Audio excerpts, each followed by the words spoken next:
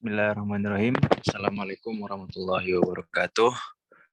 Perkenalkan, saya Muhammad Gifari Palevi dari kelompok 5 Supervisi Pendidikan. Saya sebagai moderator di sini akan membawakan atau akan membimbing atau mendampingi jalannya diskusi kali ini dengan judul Pelaku, Jenis, dan Sumber Data Supervisi Pendidikan. Adapun anggota kami dari kelompok 5 Supervisi Pendidikan ini adalah yang pertama ada Aden Faris Akram Al-Rashidin, Maulana Ridwan, Rizka Tamawahyuni, Rizka Aprilatin Nisa, Muhammad Gifari Pahlevi, Fahrul Rozi, Gemilang Putra Mutuahmiko, Rahmadina Rahayu. Baik, setelah kami sebutkan nama-nama anggota kami, langsung saja kita masuk ke materi pertama, yakni konsep dasar pelaku supervisi. Kepada pemateri kami persilahkan. Konsep dasar pelaku supervisi. Pelaku supervisi merupakan setiap unsur yang ada di setiap sekolah sebagai sebuah lembaga pendidikan. Sedikit banyak pasti dapat disebutkan siapa saja yang dapat dan tepat dikategorikan sebagai pelaku dalam pembelajaran. Namun, dalam uraian ini yang diambil hanyalah unsur yang paling dekat atau langsung terlibat dengan prestasi belajar siswa saja, yaitu pengawas, kepala sekolah, wakil kepala sekolah bidang kurikulum atau akademik, wali kelas, petugas bimbingan dan konseling, serta petugas perpustakaan.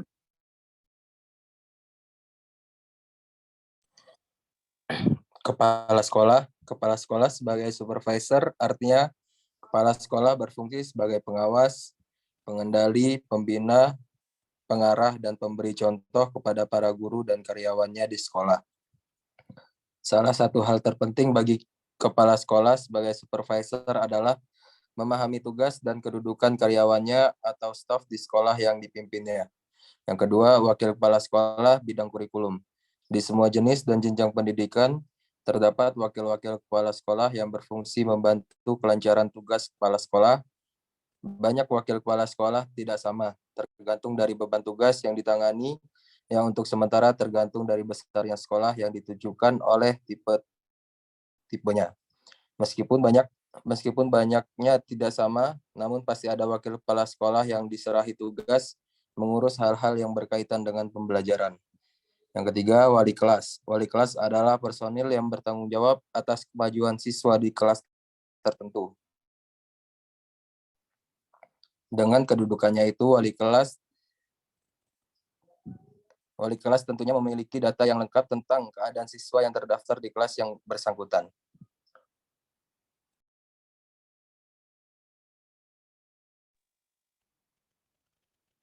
Selanjutnya yaitu jenis-jenis data supervisi. Nah, adapun jenis sumber data supervisi yang diperoleh bukan hanya dapat diambil dari pengawasan langsung di kelas, namun biasanya juga terdapat macam-macam jenis data supervisi, yaitu yang pertama, jenis data tertulis yang terdapat di dalam berbagai arsip dan dokumen yang dimiliki oleh sekolah, baik yang disimpan di kantor, tata usaha, oleh guru mata pelajaran, oleh wali kelas, dan siswa sendiri. Angket yang diisi oleh responden juga sebagai data tertulis. Nah, yang kedua yaitu jenis data berbentuk suara dan makna bahasa.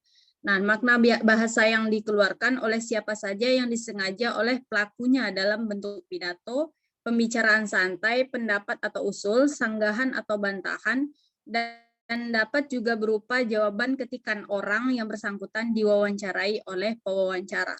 Nah, yang ketiga yaitu terakhir jenis data berbentuk gambar atau grafis yang ditangkap oleh indera penglihatan, antara lain berupa gambar gerak orang, misalnya gaya mengajar guru dan perilaku siswa ketika mengikuti pelajaran di kelas. Nah, ada juga gambar benda mati, misalnya suasana buku yang ada di perpustakaan dan alat-alat yang di laboratorium.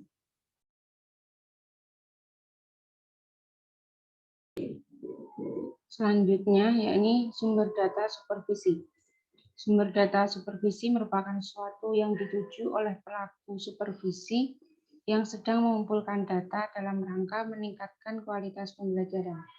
Sumber data supervisi juga dikenal dengan istilah sasaran supervisi. Istilah sumber data menunjukkan pada tempat di mana data dapat diambil. Secara garis besar, sasaran tentang sumber data dapat dibedakan menjadi 3 macam, yaitu 1. Orang yang diwawancarai atau didengar suaranya, meskipun pendengar tidak selalu yang diajak bicara. 2. Dokumen, yang dicermati dari isi kandungan yang tertulis dalam benda yang bersangkutan. 3.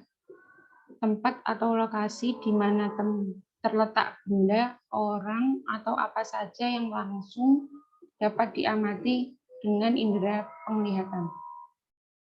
Secara garis besar, sasaran tentang sumber data dapat dibedakan menjadi 3 macam, yaitu 1.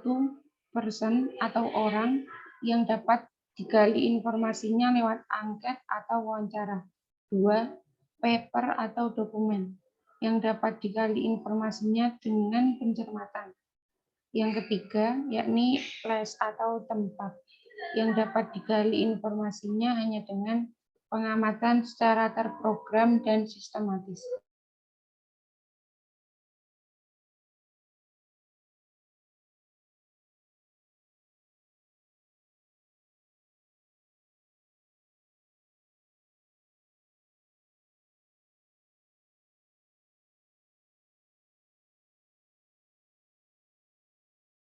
Jika Apriliatini Sata sedang terkendala jaringan, maka saya di sini akan mengambil alih presentasi yang akan dilakukan. Instrumen supervisi pendidikan. Dalam melakukan instrumen supervisi pendidikan, perlu dilakukan dengan menggunakan teknik atau metode pengumpulan data supervisi, agar memperoleh hasil yang lebih baik dan pelaksanaannya lebih mudah. Apabila metode dan teknik tersebut dibantu dengan alat dan instrumen tertentu, misalnya dengan metode wawancara, supervisor dapat saja tidak menggunakan alat atau alat instrumen. Adapun beberapa untuk pengumpulan data supervisi yang dapat disarankan adalah yang pertama kuesioner atau angket, yang kedua wawancara atau interview, yang ketiga pengamatan atau observasi, yang keempat dokumentasi, yang kelima tes, yang keenam diskusi, yang ketujuh kunjungan rumah, yang kedelapan seminar dan lokakarya. Mungkin sekian dari kami dari kelompok 5. Semoga presentasi kali ini bisa membuka wawasan dari teman-teman semua yang mendengarkan, dan semoga bermanfaat untuk kita semua. Dan bagi teman-teman yang ingin bertanya, bisa mempersiapkan pertanyaannya dari sekarang, agar di pertemuan selanjutnya pada mata kuliah supervisi pendidikan, teman-teman bisa menanyakan apa yang ingin teman-teman ketahui kepada kelompok kami. Semoga bermanfaat. Wabillahi taufiq wal hidayah. Wassalamualaikum warahmatullahi wabarakatuh. Waalaikumsalam warahmatullahi wabarakatuh. Assalamualaikum warahmatullahi